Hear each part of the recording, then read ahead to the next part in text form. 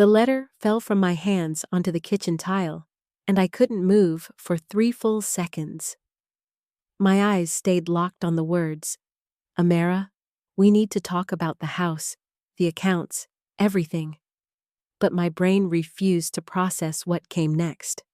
The handwriting was his. Unmistakably Gregiel's. My son. My only child. The man I'd raised alone after his father walked out when Gregiel was 4 years old. I picked the letter up again with trembling fingers, reading the date. Yesterday. He'd written this yesterday while I was at my doctor's appointment, the one where they'd finally given me the diagnosis I'd been avoiding for 6 months. Hypertension.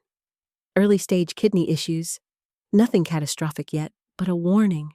A signal that my body was aging faster than I wanted to admit.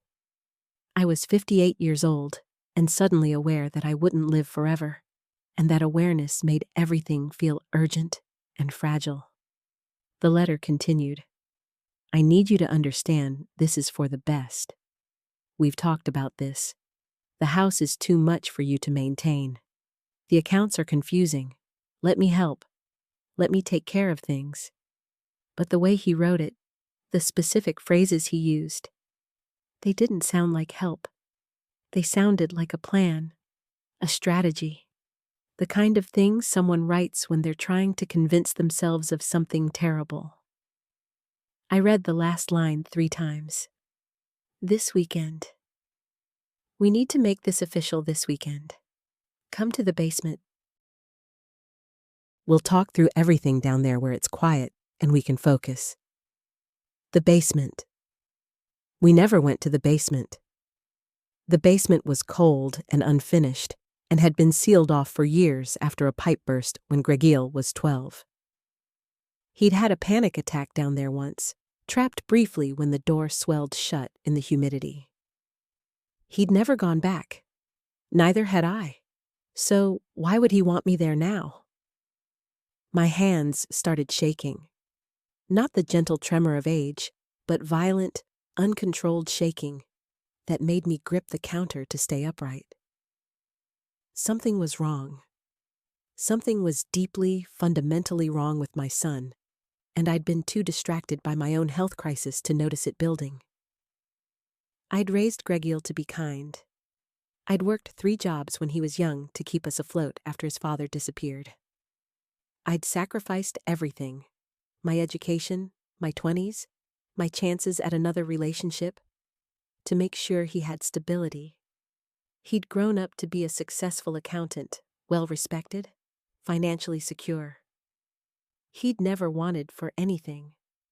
So where had this come from? This coldness, this calculated tone, this plan to lock me in a basement and take everything I'd worked for. Because that's what this was. I understood it now with absolute clarity. The letter was a confession wrapped in concern. My son had decided I was an inconvenience. My health problems were an excuse. My age was a liability. And he wanted everything. The house I'd spent 30 years paying for, the savings I'd accumulated through discipline and sacrifice, the accounts that represented my independence and dignity. He wanted it all, and he was willing to trap me underground to get it. The first thing I did was call my sister Norara. She lived 2 hours away in the city, and she'd never trusted Gregiel the way I had. She'd warned me years ago that he was selfish, that he resented me for not being wealthier, that he treated me with a coldness that masked something darker. I'd defended him then. I'd made excuses. He's just focused on his career, I'd said. He doesn't mean to be distant. He's a good person underneath. Norara answered on the 3rd ring, and I could hear the television in the background, the sound of her evening interrupted. I didn't apologize for calling.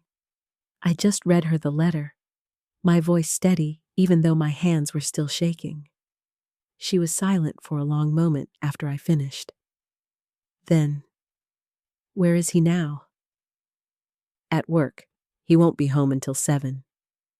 Pack a bag, everything important. Documents, medications, clothes, one bag only. Something you can carry. I'm coming to get you, and we're leaving before he gets there. Norara, I don't. Do it now, Amara. Don't think about it. Don't rationalize it. Don't convince yourself that he didn't mean it or that you're overreacting. Pack a bag and wait for me on the porch. The line went dead. She'd hung up on me, which meant she was serious, which meant she was already moving, already grabbing her keys, already shifting into crisis mode. My sister had always been the strong one, the practical one, the one who made hard decisions without hesitation. I'd always been the softer one, the one who believed in redemption and second chances and the fundamental goodness of people. But standing in my kitchen with my son's confession in my hand, I realized my softness had made me vulnerable. It had made me blind. I moved through the house like a ghost, gathering things. My passport, my insurance documents, my bank statements, the deed to the house. I'd kept copies of everything in a fireproof box in my bedroom closet, a habit formed during my paranoid 30s when I was terrified of losing everything. That paranoia had saved me. That paranoia was the only thing standing between me and a basement I'd never escape from. I packed clothes, practical things, nothing sentimental. I grabbed my medications.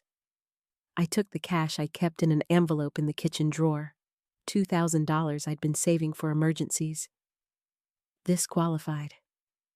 I took my phone charger. I didn't take pictures or jewelry or anything that would slow me down. I took my life in its most essential, portable form. Then I sat on the porch and waited. The neighborhood was quiet. It was October, and the leaves were turning, and the world looked beautiful and normal, and completely indifferent to the fact that my son had decided to destroy me. A woman walked past with a dog. A car drove by. A child's bicycle lay abandoned in a yard across the street. Everything was ordinary. Everything was wrong. Norara's car pulled up 45 minutes later. She didn't turn off the engine. She just opened the passenger door and gestured for me to get in. I grabbed my bag and moved as quickly as my 58-year-old body could manage, which wasn't fast enough.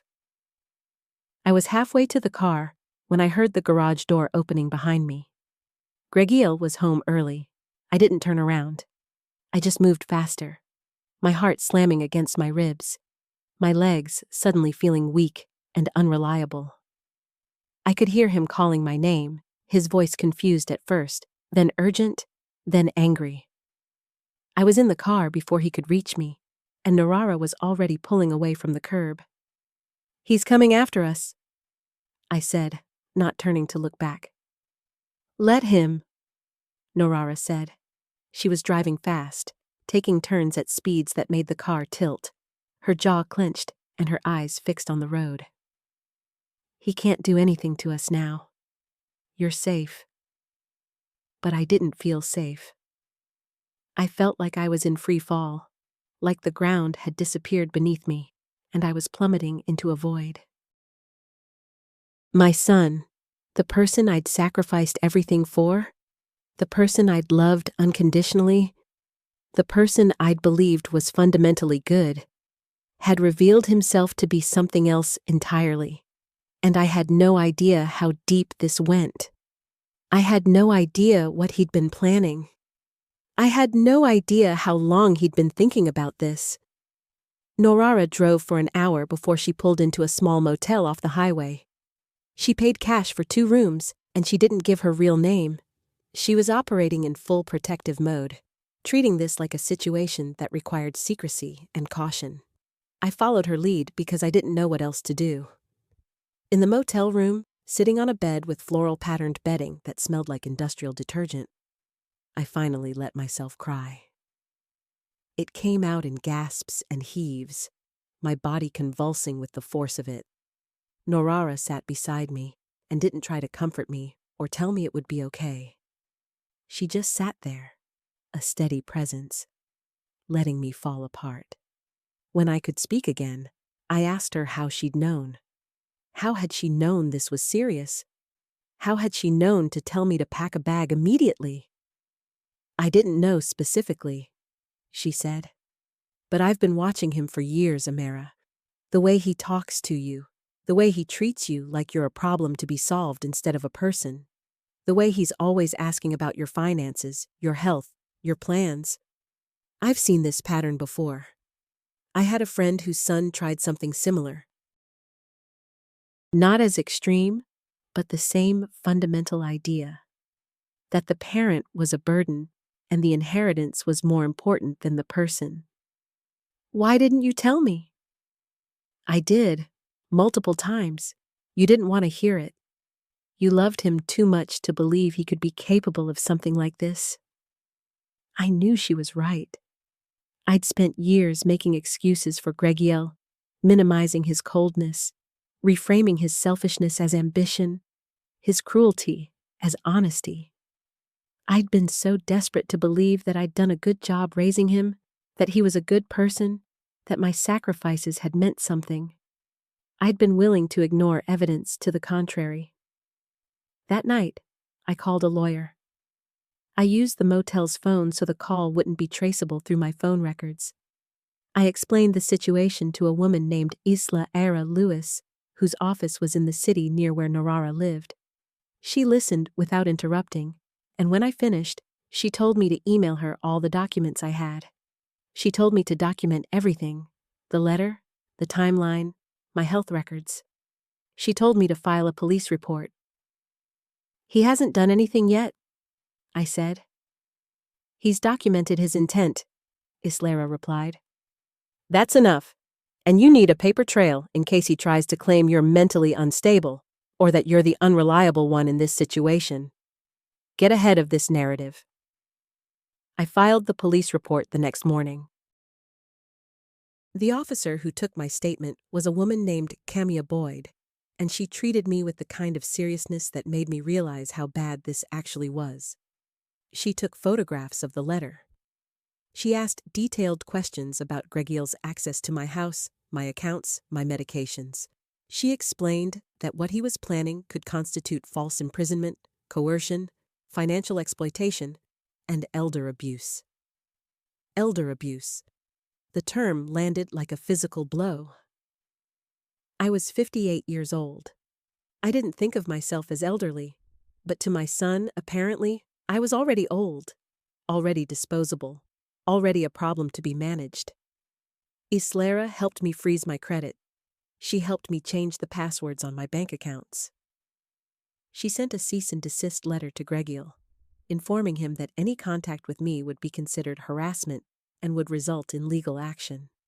She advised me to get a restraining order, but I wasn't ready for that yet. It felt too final. It felt like admitting that my son was truly dangerous. But he was. I was beginning to understand the full scope of what he'd been planning. Over the next few days, as Narara helped me piece together the evidence, I discovered that Gregiel had been accessing my medical records without authorization.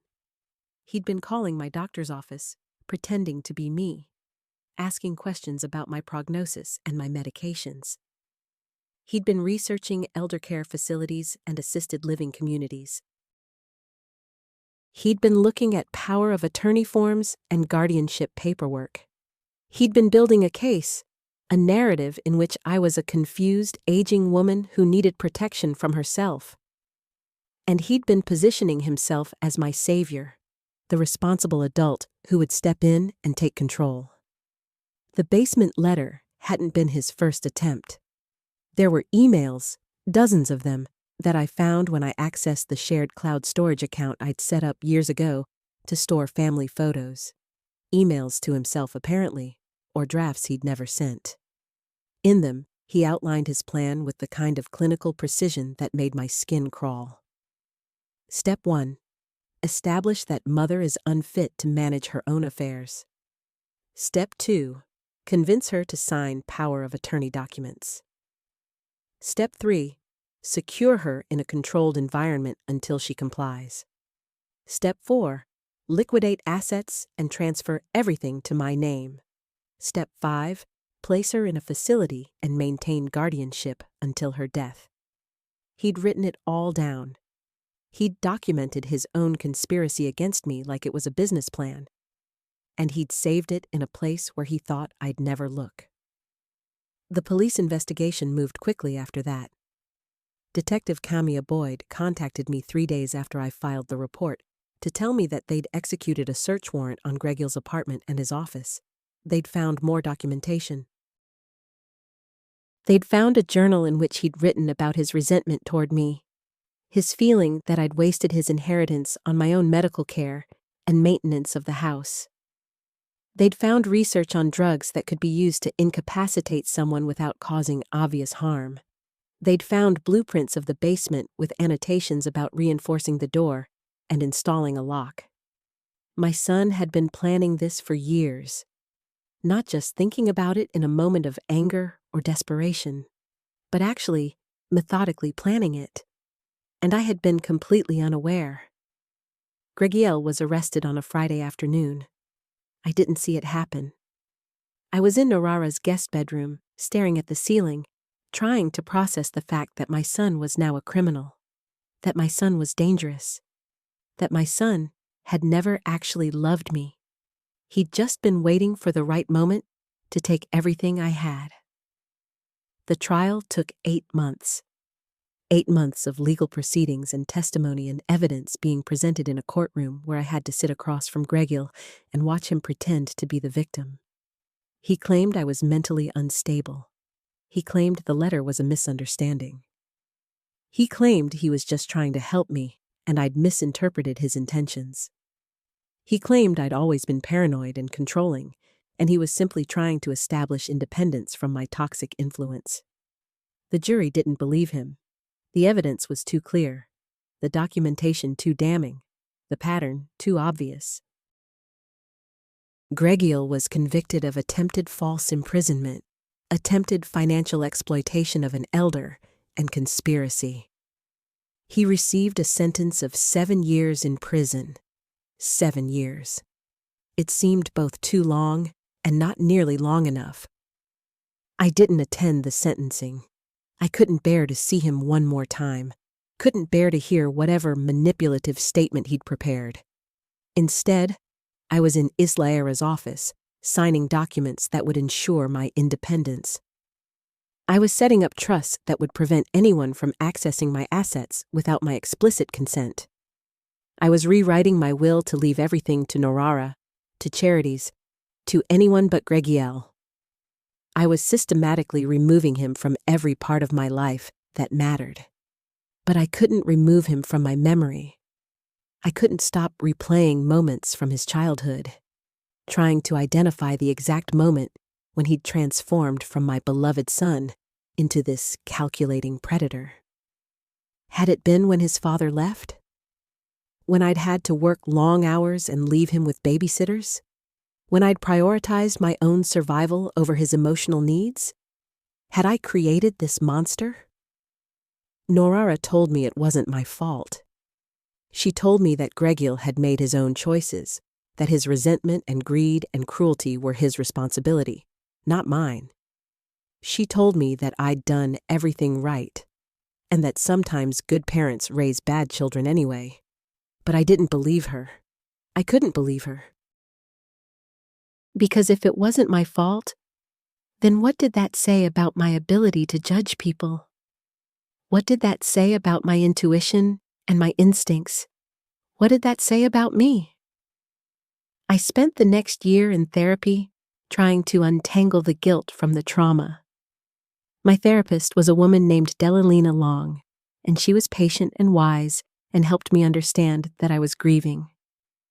I was grieving the son I thought I had. I was grieving the future I'd imagined. I was grieving the trust I'd placed in someone who'd betrayed me so completely.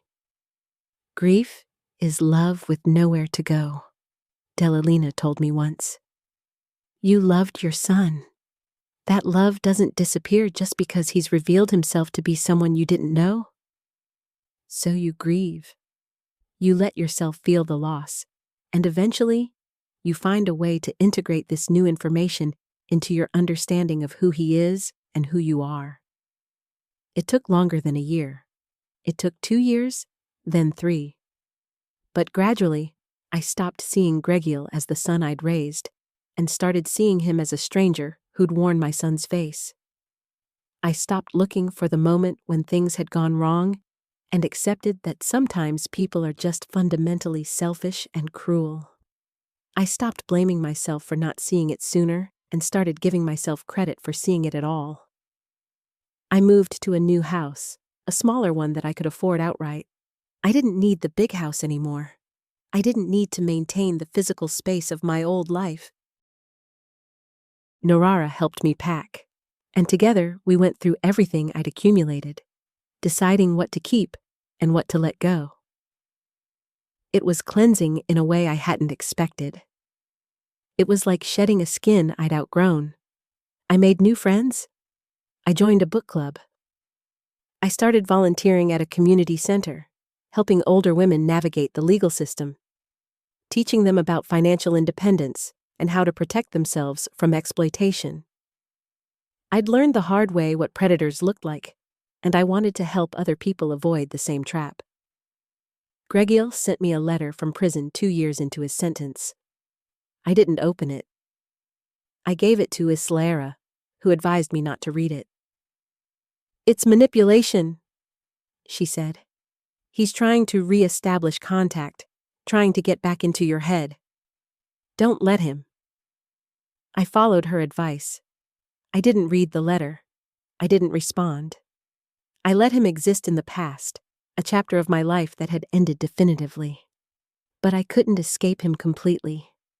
Every time I had a health issue, I felt a spike of anxiety. Every time I made a financial decision, I second-guessed myself. Every time I trusted someone new, I waited for them to reveal their true nature. I'd been betrayed by the person I loved most, and that betrayal had rewired something fundamental in me. Norara noticed. She sat me down one afternoon and told me that I couldn't let Gregiel's actions define my entire future. She told me that I was spending so much energy protecting myself from the possibility of being hurt again that I was essentially in prison of my own making. She told me that I'd survived the worst thing I could imagine, and now I needed to actually live. "He took enough from you," she said. "Don't let him take your ability to trust. Don't let him take your openness. Don't let him take your hope." So I tried. It wasn't easy. It was terrifying. But I tried to open myself up again. I tried to believe that not everyone was plotting against me. I tried to believe that my judgment, while flawed, wasn't completely broken. I started dating. I joined a hiking group. I took a pottery class. I did things that made me vulnerable, that required trust, that could result in disappointment. And sometimes I was disappointed. Sometimes people weren't who I thought they were. But sometimes they were. Sometimes they were exactly who they seemed to be. Sometimes people were kind and honest and trustworthy. 5 years after Gregiel's arrest, I was sitting on the porch of my new house, watching the sunset, when Norara called me. She was crying. "He's dead," she said. "Gregiel is dead. He was killed in prison, a fight in the yard. He's gone." I didn't feel anything at first. It was like my brain couldn't process the information. My son was dead. The person who'd planned to lock me in a basement was now dead himself, destroyed by the very system I'd put him into. It should have felt like justice. It should have felt like closure. But when the feeling finally came, it wasn't satisfaction or relief. It was sadness.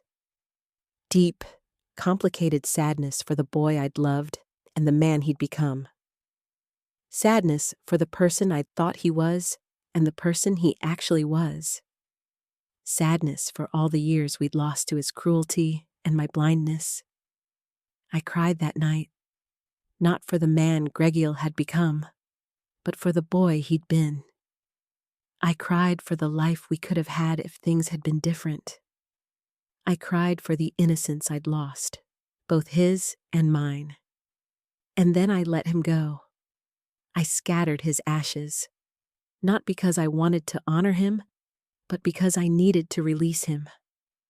I needed to stop carrying him with me. I needed to stop letting his existence, whether he was alive or dead, have power over my present. I'm 63 now. I'm healthy. My kidneys are stable. My blood pressure is controlled. I have a full life, friends, purpose, hobbies, love. I have a partner now, a woman named Rayara, who I met at the pottery class, and she makes me laugh and challenges me and treats me with the kind of respect and kindness that I'd forgotten existed. I don't think about the basement much anymore. Sometimes, in the middle of the night, I'll remember the feeling of that moment when I realized what my son had planned, and my heart will race for a few seconds. But then I remember that I escaped. I survived. I built a new life from the ashes of the old one. I tell my story to the women I work with at the community center. I tell them about Gregiel, about the letter, about the basement. I tell them how to recognize the signs of someone who's trying to exploit them. I tell them about the importance of having copies of important documents, of maintaining financial independence, of trusting their instincts even when those instincts are telling them something terrible about someone they love. And I tell them that surviving something like this is possible. That you can be betrayed by the person you love most and still build a life worth living. That the future doesn't have to be defined by the past. That you can grieve and heal and grow all at the same time. I survived my son's plan to destroy me, and in surviving it, I discovered that I was stronger than I knew, that I was capable of rebuilding, that I was worthy of protection, not from others, but from myself, that I deserved a life filled with joy and connection and meaning. The basement never got me. My son's plan never came to fruition, and I never will let fear dictate my future again. If you're in a situation where someone you love is showing signs of exploitation or control, reach out to local authorities or call the Elder Care Locator at 1-800-677-11116.